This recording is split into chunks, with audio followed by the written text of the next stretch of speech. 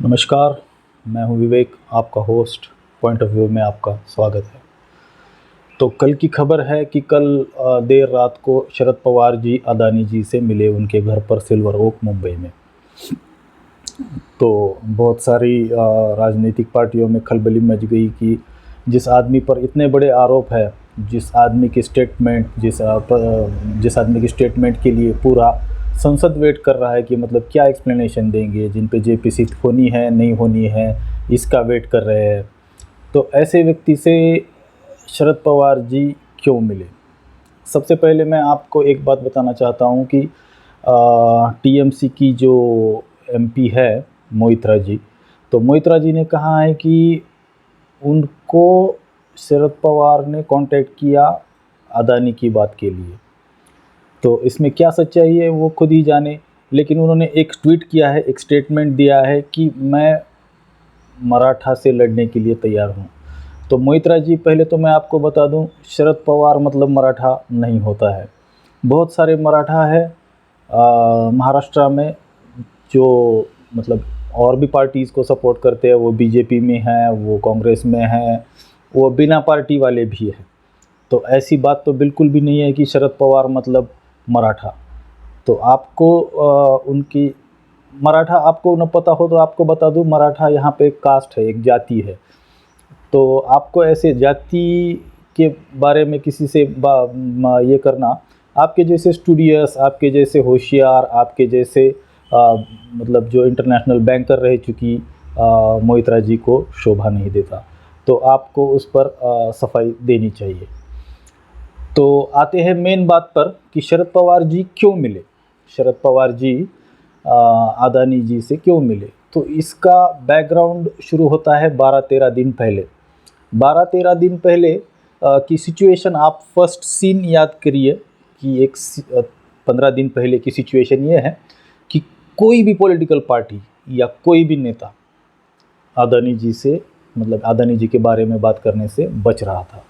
न कोई स्टेटमेंट आ रहा था उनके बारे में, न उनके खिलाफ भी कोई उनके बारे में कुछ बोलने को तैयार ही नहीं था, क्योंकि सबको पता था कि अगर कुछ बोलेंगे तो वो उन पे आ सकता है।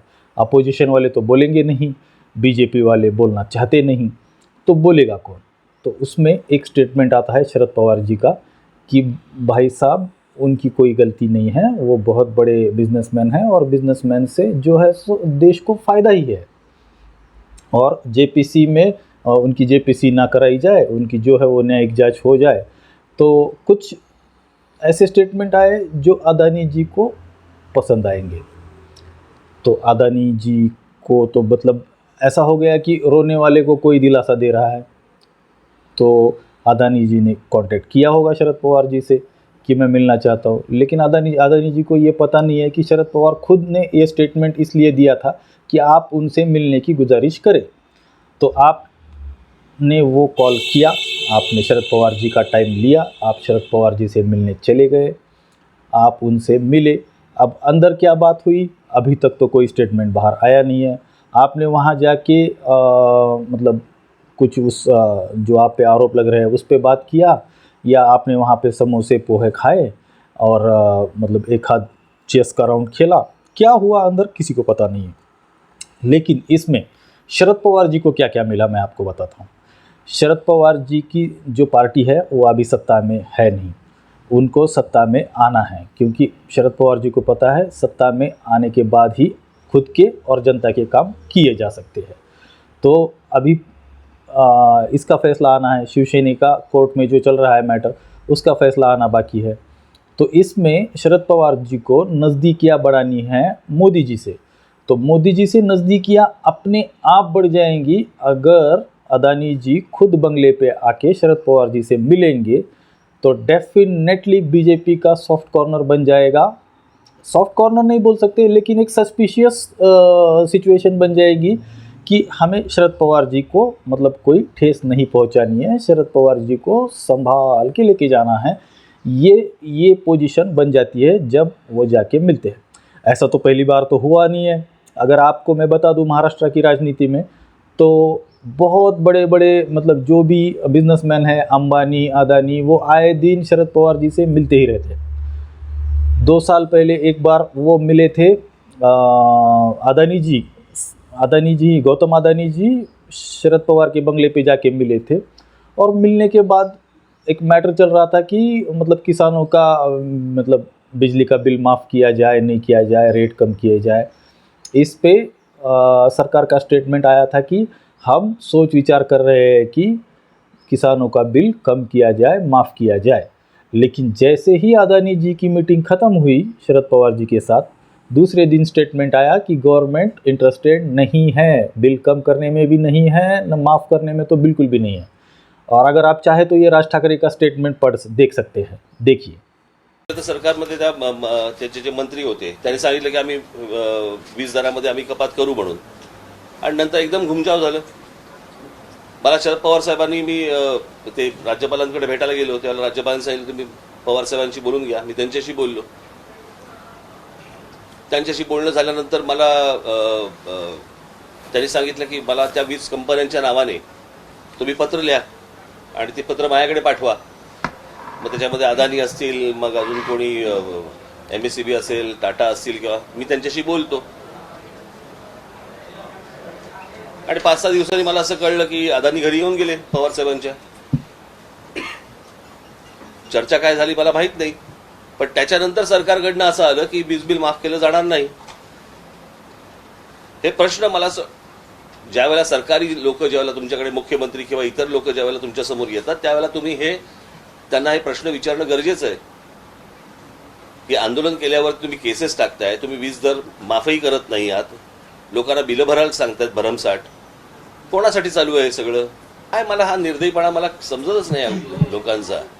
एक तर पिळायचं लोकांना, वरती परत इतक्या निर्दयीपणे वागायचं, परीक्षांचा विचार नाही करायचा, अजून कशाचाही विचार नाही करायचा, आणि वीज बिल माफ करणार नाही हे यांच्याबरोबर चर्चा झाल्याशिवाय होणार नाही। आणि या कंपन्यांबरोबर चर्चा म्हणजे काय होणार? चर्चा काहीतरी लेनदेन झाल्याशिवाय या चर्चा थांबणार नाहीत ना। तो शरद पवार जी फेमस है एक तीर में 2 निशाने, 3 निशाने, 5 निशाने, 10 निशाने लगाने में। शरद पवार जी आज तक मतलब उनकी क्रेडिबिलिटी की वजह से ही उनको बहुत सारा फ़ायदा भी हुआ है और नुकसान भी हुआ है। अगर आपको पता ना हो तो बता दूं, अगर यूपीए में मनमोहन सिंह पंतप्रधान नहीं बनते तो सेकेंड नंबर का कैंडिडेट थे शरद पवार जी। लेकिन ऐसा क्या था कि कांग्रेस शरद पवार जी पे यकीन करने को तैयार नहीं थी।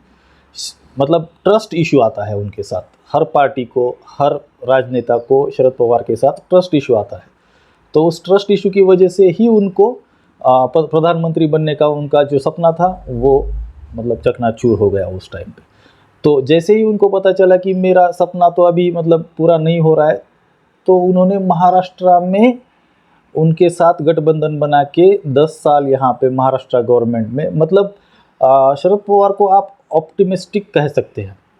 अगर मुझे 100 रुपये नहीं मिले तो 5 रुपये तो मिल रहे हैं, 5 रुपये भी मुझे छोड़ने नहीं हैं, इस टेंडेंसी को बोलते हैं ऑप्टिमिस्टिक। तो वो ऑप्टिमिस्टिक तो है। उनको प्रधानमंत्री पद नहीं मिला, उनको उन्होंने ये भी फाइट नहीं की कि मुझे महाराष्ट्र में मुख्यमंत्री चाहिए, पद चाहिए। मुख्यमंत्री पद आप ले लो, लेकिन जो क्रीम जो डिपार्टमेंट होते हैं लाइक गृह मंत्री और मतलब अर्थ मंत्री, ये सब डिपार्टमेंट उन्होंने पोर्टफोलियोज अपने पास खुद के पास रख लिए। और मतलब पृथ्वीराज चौहान जी को मुख्यमंत्री बना के उन्होंने बहुत सारा मतलब 10 साल तक उन्होंने महाराष्ट्र में अपनी सत्ता में काम मतलब शेयरिंग लागू रखी। तो ये है शरद पवार जी। मतलब उन पे जो आरोप लगे हैं मनी लॉन्ड्रिंग के, उसके बारे में बात की है, तो मुझे ऐसा नहीं लगता। मुझे ये लगता है कि सिर्फ उनको ये मैसेज देना था कि मैं और अदानी जी मिल चुके हैं, हम एक दूसरे से टच में हैं, हम एक दूसरे से बात कर रहे हैं, और इस चीज़ का पॉलिटिकल फ़ायदा कितना होगा ये शरद पवार जी से बेहतर कोई नहीं बता सकता। शरद पवार जी कुछ कर भी नहीं सकते इस बारे में। आपको ये बात सोचनी पड़ेगी कि शरद पवार जी क्या कर सकते हैं इसमें, कि अगर जनता या राहुल गांधी जी शरद पवार बोलेंगे राहुल गांधी जी आप बात मत कीजिए, तो राहुल गांधी सुनने वाले नहीं है उनकी। राहुल गांधी क्यों सुनेंगे शरद पवार जी की? राहुल गांधी अपना मोर्चा चालू रखेंगे। जो आप वो मांग रहे हैं कि मतलब जेपीसी हो, उनकी जांच हो अदानी जी की, वो मुद्दा छोड़ने वाले है नहीं। तो शरद पवार जी ऐसा क्या दे सकते हैं अदानी जी को कि अदानी जी का उसमें भला हो जाए। अदानी जी मतलब इस होप में गए थे उनके पास कि उनको कुछ राहत मिल जाए, लेकिन ऐसे कुछ बात नहीं है। उनको बस मोदी जी को प्रेशर में लाना था, शरद पवार जी को, वो काम उनका हो गया है। आपके मीटिंग, ये जो मीटिंग है, ये मीटिंग जो वो सीक्रेटली भी हो सकती थी। अदानी जी के पास 16 से ज़्यादा प्राइवेट जेट है, तो किसी भी प्राइवेट जेट में 2-4 घंटे की मुलाकात, मतलब ज़मीन से ऊपर 500-600 फीट के ऊपर आराम से हो सकती थी ये मुलाकात। तो क्यों ये मुलाकात उन्होंने डिस्प्ले की, उन्होंने क्यों ये मुलाकात सबके सामने रखी कि हम लोग मिल रहे हैं। ऐसी बातें अगर कुछ होता तो ये लोग तो वो मतलब ओपनली तो नहीं करने वाले थे। वो भी एक राजनेता है, ओपनली ऐसे बात करना उनके लिए खतरे का सिग्नल हो सकता है, उनको भी मालूम है। लेकिन उनको सिर्फ एक मैसेज देना था मोदी जी को कि देखो भाई, मैं भी अदानी, आप जिसको दोस्त दोस्त बोलते हो, या मतलब पब्लिक आपको बोलती है कि अदानी और मोदी की दोस्ती, तो ये जो अदानी जी है वो हमारे बहुत पुराने दोस्त हैं, ये बताने की कोशिश थी। तो ये थी मेरी राय, पॉइंट ऑफ व्यू की राय। आपको क्या लगता है? कमेंट बॉक्स खुला है, आप कमेंट बॉक्स में कमेंट कर दीजिए। धन्यवाद।